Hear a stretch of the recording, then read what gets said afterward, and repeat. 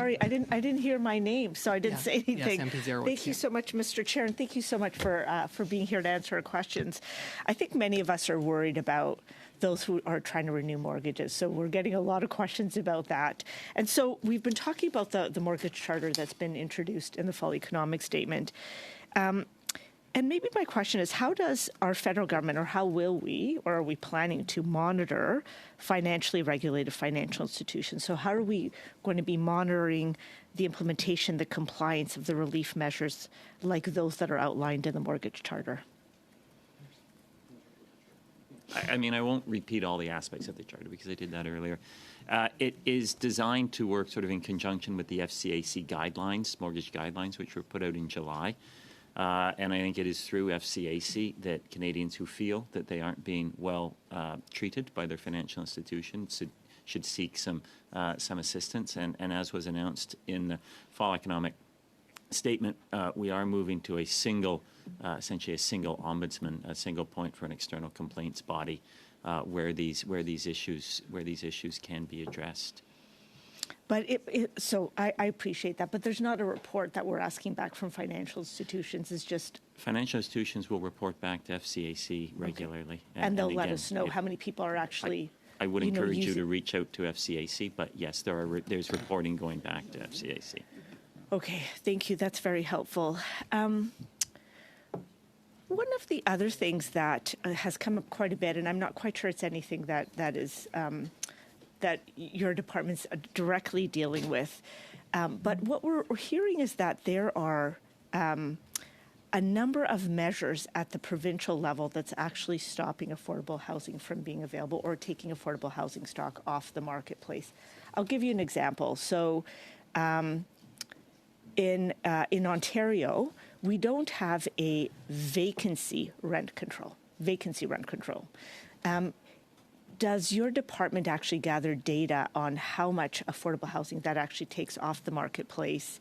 Is that data that you actually collect and follow so that we can have some policy prescriptions around it, or is that not something that you're actually looking at? I'll maybe turn to Ms. McDermott. I mean, generally this would sit with the housing department, but Allison may have more to say on this. Thank you. Yeah, I think that the Housing and Infrastructure Canada, CMHC, and ourselves to a degree, we certainly monitor and are with interest some of the developments on the provincial front, but we don't have a specific reporting duty associated with that. Okay. And just to note that the Housing Accelerator Fund is obviously an instrument that's put in place to try to encourage those at lower levels of government to introduce policies that will be supportive of housing supply and removing impediments. And I appreciate that. And I'm going to ask one more question that you may or may not be gathering information, but I just think as we're looking at policy prescriptives, and we're always looking to improve, our federal government has allocated over $80 billion to the National Housing Strategy. And I know that's largely in housing and in infrastructure. But again, finance does a lot of the policy prescriptions. Are we evaluating which programs are more successful than others so as to look for how is it that maybe we could start redirecting some of the funds from one area that's not being used very much or very efficiently to other funds? Can you maybe talk to that?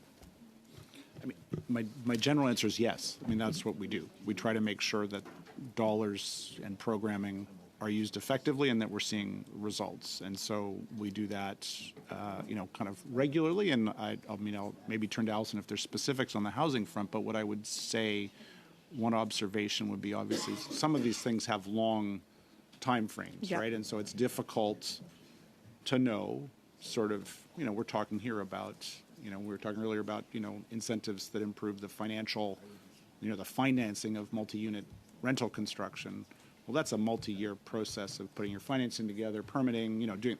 So exactly the efficacy of those, the evaluation of their effectiveness will take a number of years, right? Before you actually, you can look at things in the middle. But I don't know, Allison, if there's anything specific on the housing side. And if you could tell us which programs have been most successful, that'd be helpful too.